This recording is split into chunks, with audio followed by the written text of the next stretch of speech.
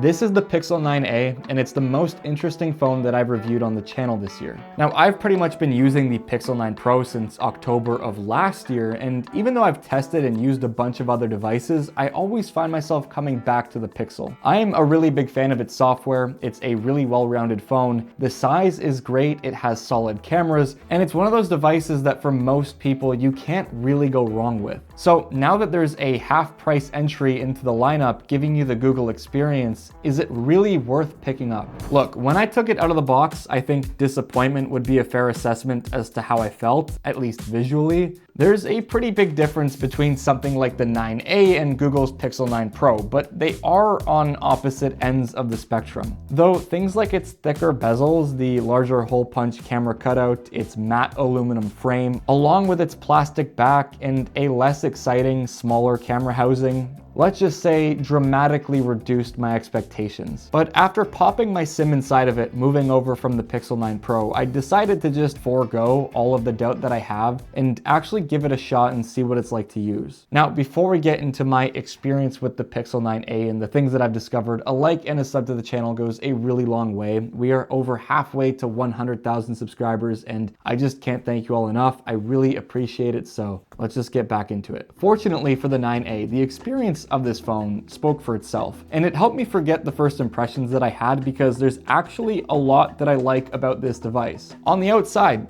yeah, I mean, this thing is quite boring.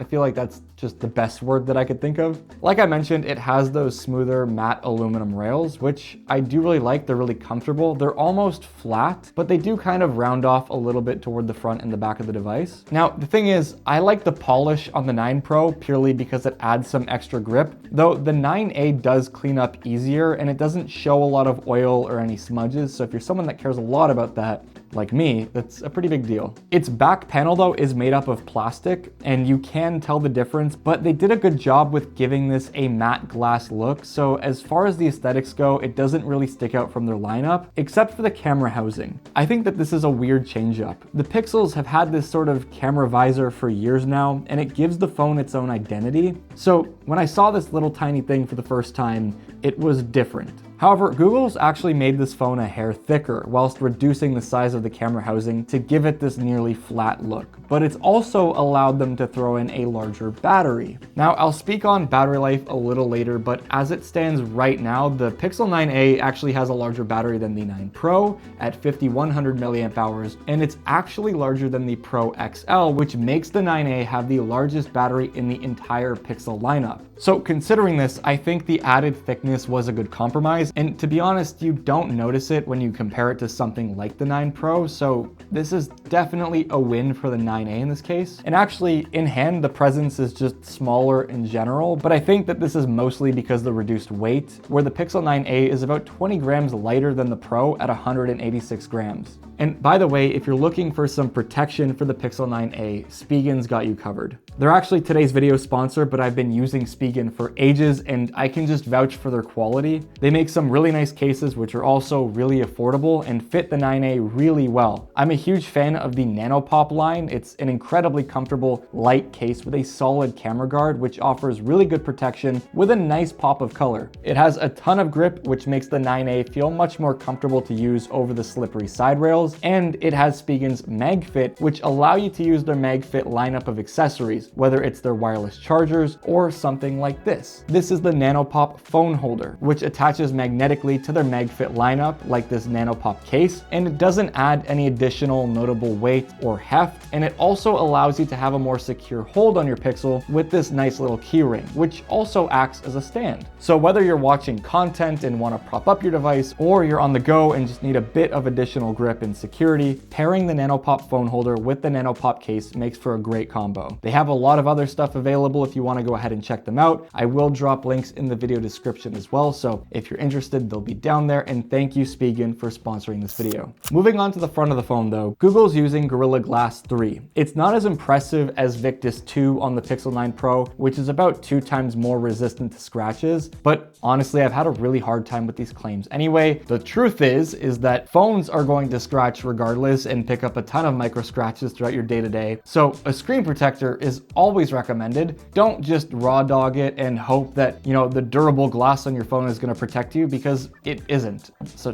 take that as you wish.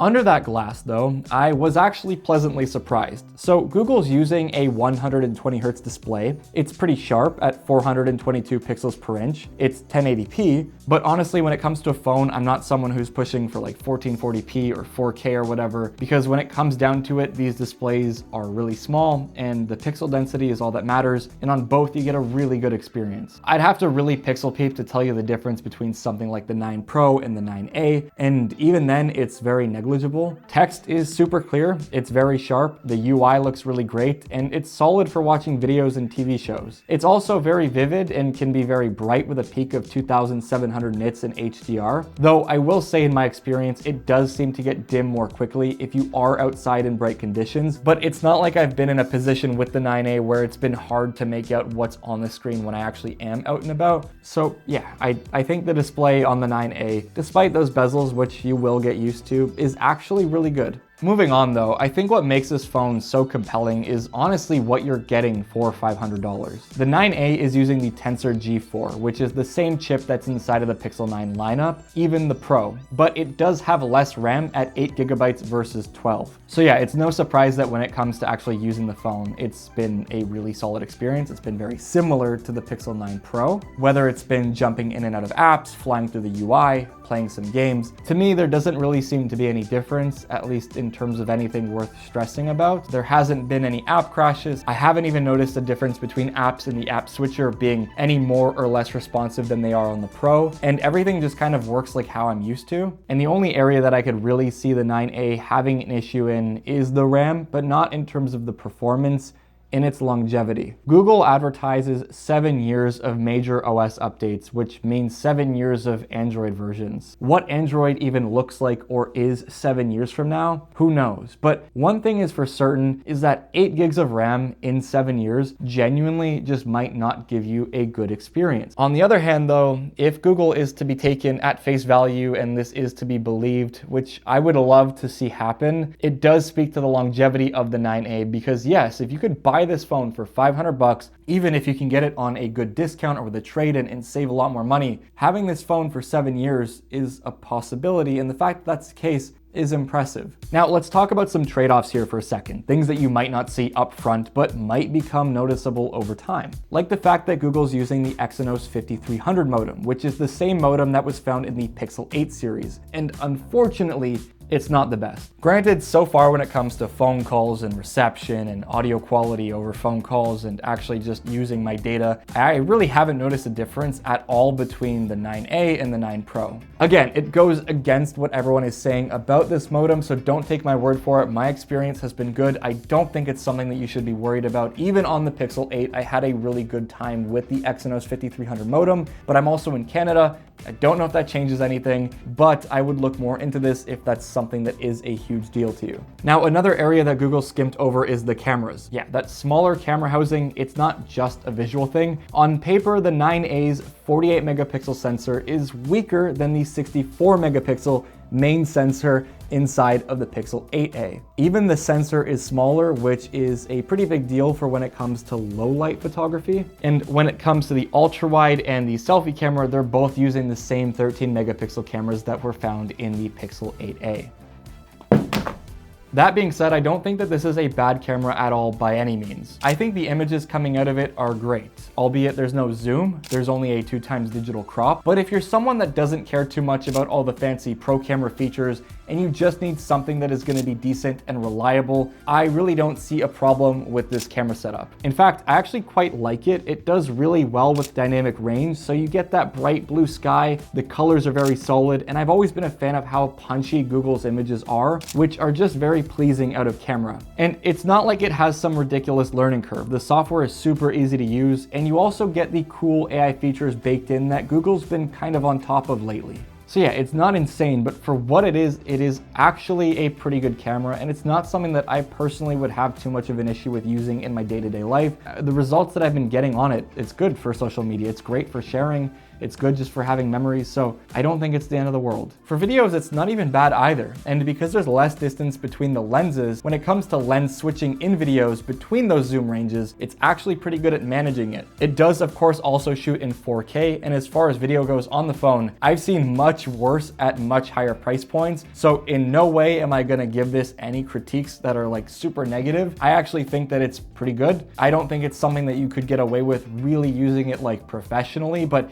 I don't think that you're going to be using it for that if you are buying this phone. So for its demographic that it's targeting, it's definitely a really well-balanced camera for video and photo. Now, last little pain point that I have with the 9A, it charges very slowly. It can do 23 watts over the wire and it tops out at 7 watts wirelessly, which it's not the end of the world, but after using some devices like the OnePlus 13, which can charge up to 80 watts over the wire, it's just a really big drop.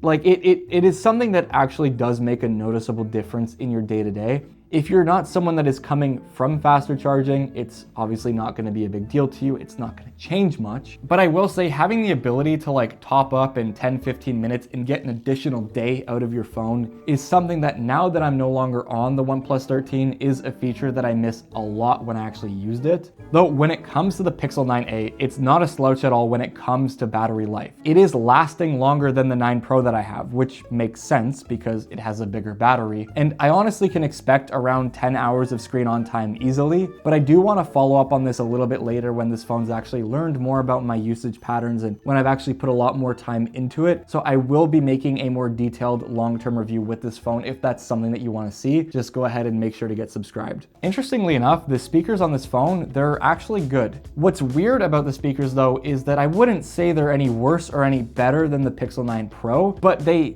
just have a different sound. Like they're a little warmer where the 9 Pro kind of sounds a little brighter. And for some people, actually most people, I feel like they kind of prefer the warmer sound. Now they both get pretty loud, like they're both very similar in terms of the actual quality and the output. They just kind of have like a different tone. So as far as the speakers go, I actually like them. I think that they're pretty good. Even the earpiece speaker is solid. Like I can hear everyone clearly and loudly, which is really important for a phone. And things like the face unlock are super smooth. There is an optical fingerprint reader in it. Unfortunately, it's the one that uses light underneath to actually like read your fingerprint, which does mean it's a little bit slower and it could be a little more inaccurate, but I've actually been using this with a screen protector and I haven't noticed any issues. It is slower, that is something that's noticeable, but like it's not something that's caused me problems though in terms of it actually reading my fingerprint correctly. So it's not like a pain point or anything. I understand the need to cut back a little bit, but I really hope that we could just move away entirely from optical fingerprint readers. But then again, the face unlock is good, so I just kind of default to using that and never really need to use my fingerprint. And yeah, at the end of the day, I mean, this is less impressive than the Pixel 9 or 9 Pro. Though I'd argue that if you're a casual user, you're really not giving up much. And Google software running Android 15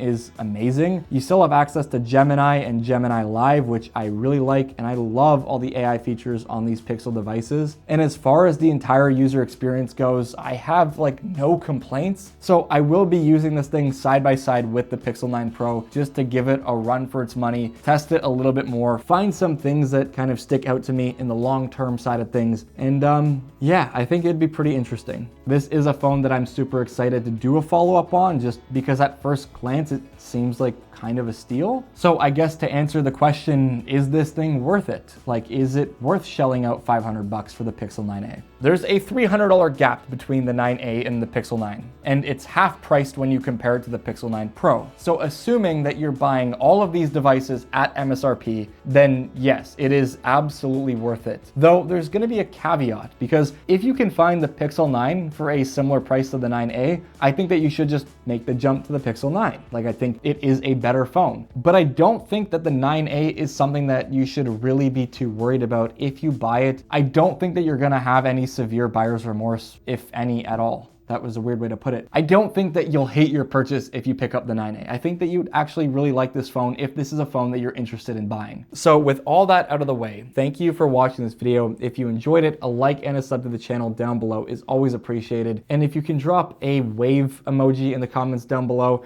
I'll say hi to each and every one of you and it'll show me who's actually watched all the way. And yeah, I'll see you in the next one. Peace out.